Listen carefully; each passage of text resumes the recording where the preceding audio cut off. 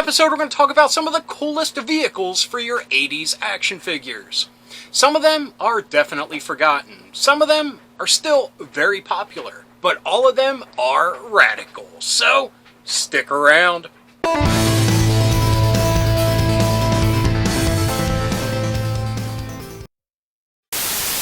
Hello, fellow dorks and dorkettes, and welcome to Nostalgia Syndrome.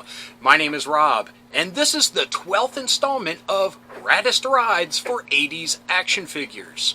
And with it being the 12th installment, I thought it was about time that we start peppering in some of the more popular vehicles as well, and not just focus on those forgotten ones. Mind you, there are plenty of forgotten ones, but I don't want to cut my nose off to spite my face on not talking about some of the more popular ones that were pretty rad in their own right. And you will see in this episode what I'm talking about, because one of them is hands down one of the most iconic vehicles for a certain toy line that came out in the 80s and lived throughout the 90s as well. So we will talk about that vehicle coming up, but first let's get to number one. Number one comes from a toy line that I am discovering recently a lot of people have very fond memories of. Now that toy line is Starcom, released by Coleco in 1986. Now, to be completely honest with you, I really don't have a feel for the lifespan of this toy line. I mean, I see everything from 1985 to like 1990, and if it did, live for those 5 years, that's really awesome. Unfortunately, at the time, it just wasn't my cup of tea, but I'm looking back at it now, really wishing that I would have collected them, because they're really nice toys. Anyway, the vehicle that we are looking at is the Shadow Invader, which was a small all-terrain vehicle for the bad guy team, which were the Shadow Forces. You didn't think a vehicle named Shadow Invader would be for the good guys, did you? Anyway, the Shadow Invader has a action feature which the Starcom toy line dubbed Power Deploy Action, which meant that the small wheels on the normal ATV would actually flip out and make it a larger vehicle. It also featured the Maglock power feature that Starcom was pretty famous for. And you can see what it is by these really cool like gold or yellow grid patterns on the top and the back section of the vehicle. Now this vehicle was made for 2 occupants. You had the driver and you had a gunner on the back. Now, it actually came with one figure, whose name was Major Romick. Now, I don't know where he falls into the pantheon of the Shadow Forces, but that's a pretty cool name, and he's a major, so I assume that's a pretty awesome figure to get your hands on. Now, one of the biggest selling points of Starcom were they were actually relatively small in the big scheme of things, so I'm hoping, because I have no idea or memory of it, that it had a smaller price point because of that. I mean, it had 2 action features with the Power Deploy action and the Maglock action, so I don't know if that created, a higher price point, but I would assume it being smaller, in comparison to like G.I. Joe or something, that it was a little bit cheaper. The invasion of Earth goes on. Starcom! Shadow Force has a new threat. Shadow Invader. Swing out suspension. Battle laser. And a motor that can blast anything off the road. Almost anything. Starcom's new M6 railgunner can shut it down. 6-wheel suspension and a high-energy laser turret that can turn it into one mean fighting machine. Shadow Invader and M6 railgunner don't even need batteries. Figures and vehicles each sold separately. Number 2 on the list comes from a very popular toy line that was from a very popular franchise. That franchise was the Teenage Mutant Ninja Turtles. This vehicle was released by Playmates in 1989, and it was the Cheapskate.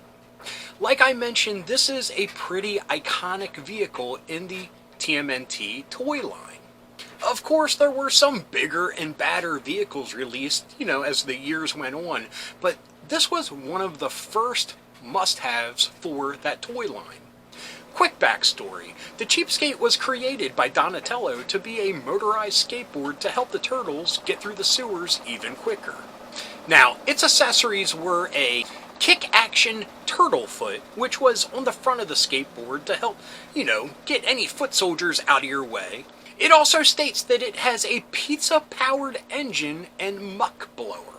What this is a big fan on the back, like those swamp skiers, and the fan blades actually moved. It also had a little handle with a wire that, whoever was piloting the Cheapskate could control it. It also had a sewer cover shield for whoever's piloting it to deflect any shuriken that were coming his way.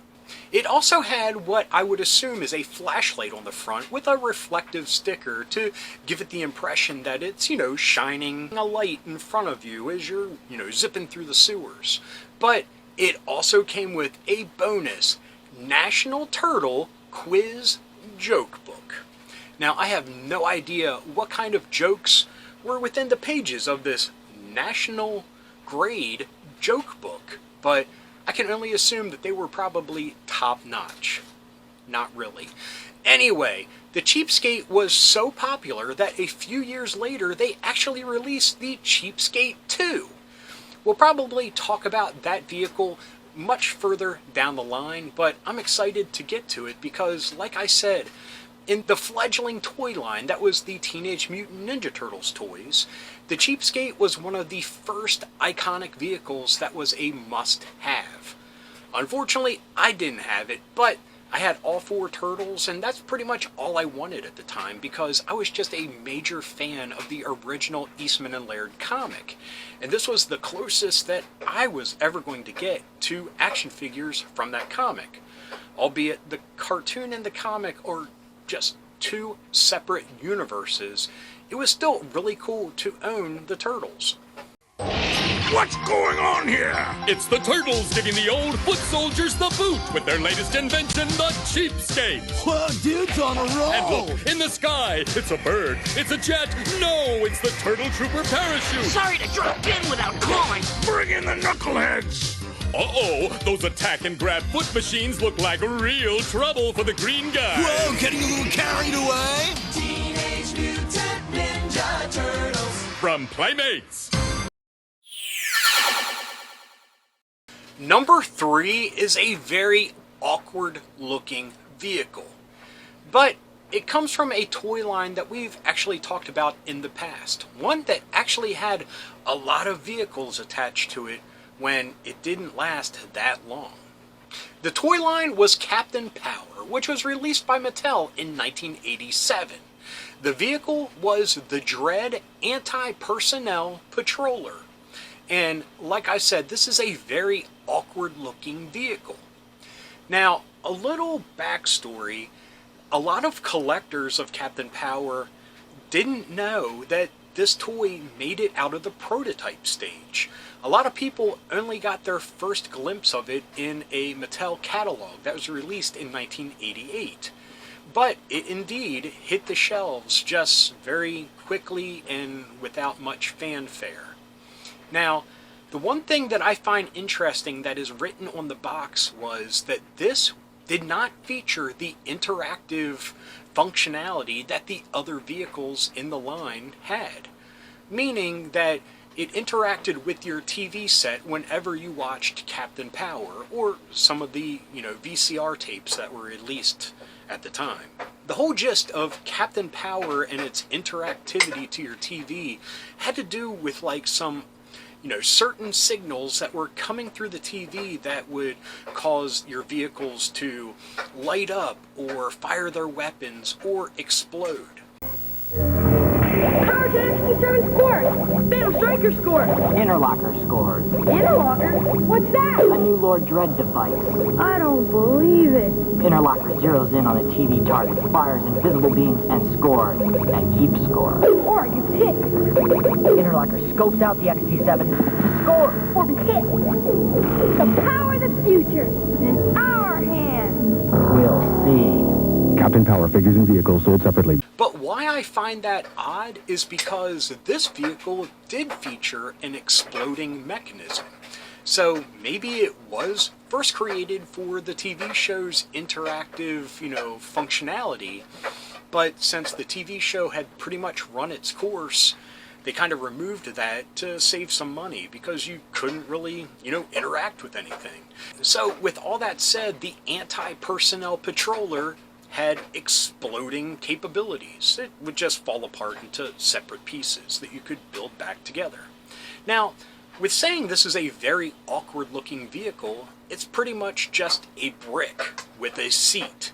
So it had a lot of thought put into it, but I guess, and this is just me theorizing, my guess is with the death of the show and them still trying to push the toys, they removed all that, those inner guts of the vehicle to save some money, because why include it if you can't use it?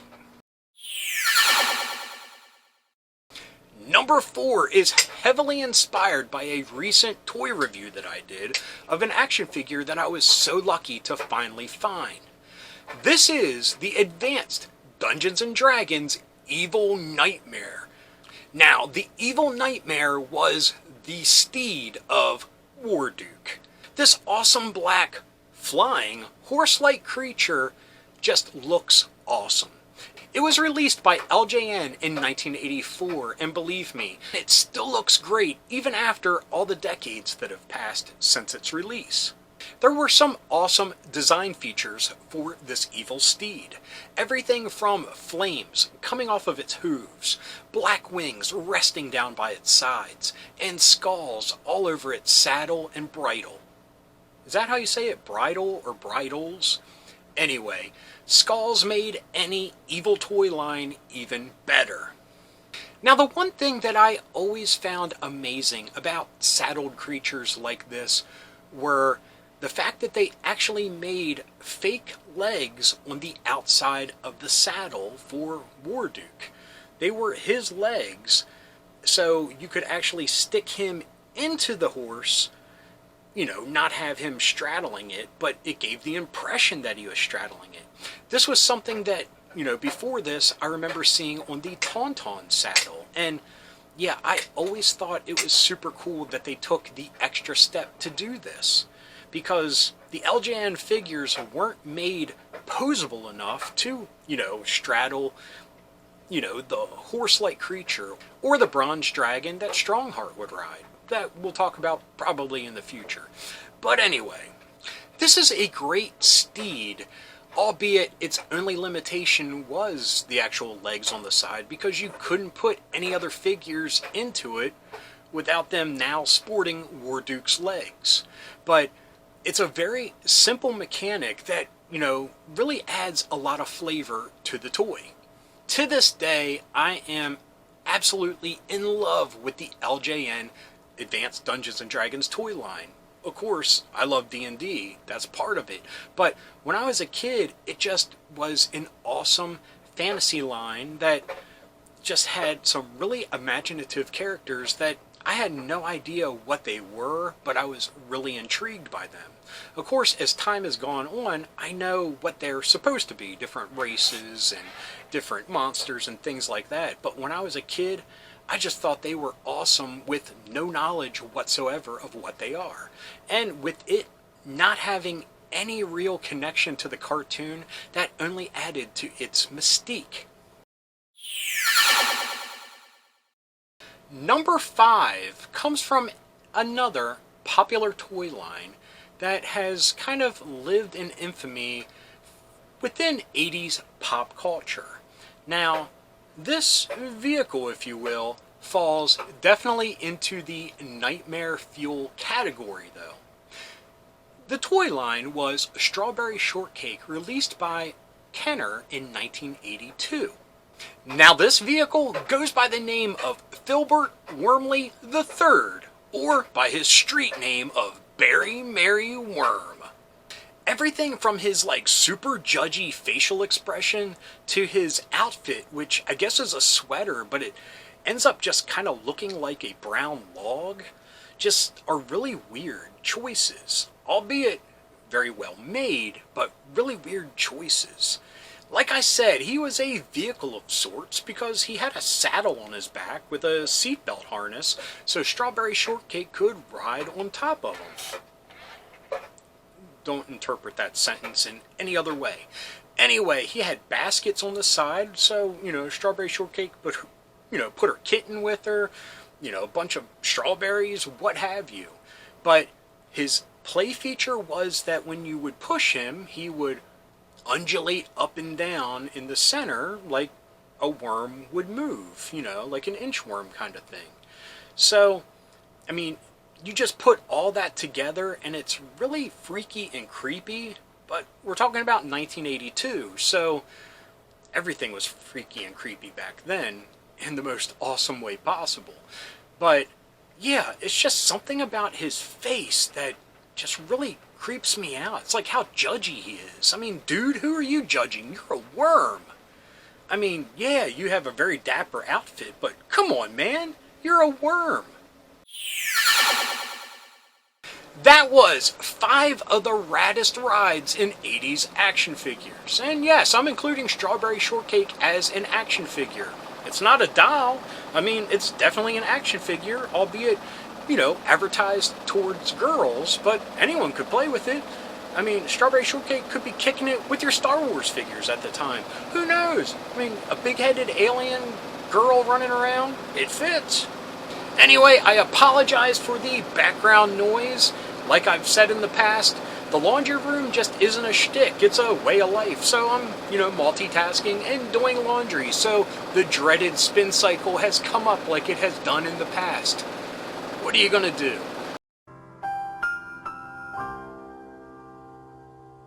Anyway, I hope you enjoyed this episode. If you did, please give me a thumbs up. If you got something to say, please leave a comment. I love reading them, and I love getting back to everyone. And if you're new around here and you enjoyed this, or any of the episodes that YouTube is recommending down here, please hit subscribe. And if you hit that little bell icon, you will be notified whenever there's a new episode. So anyway, until next time, thanks for watching. Keep being rad, and stay dorky.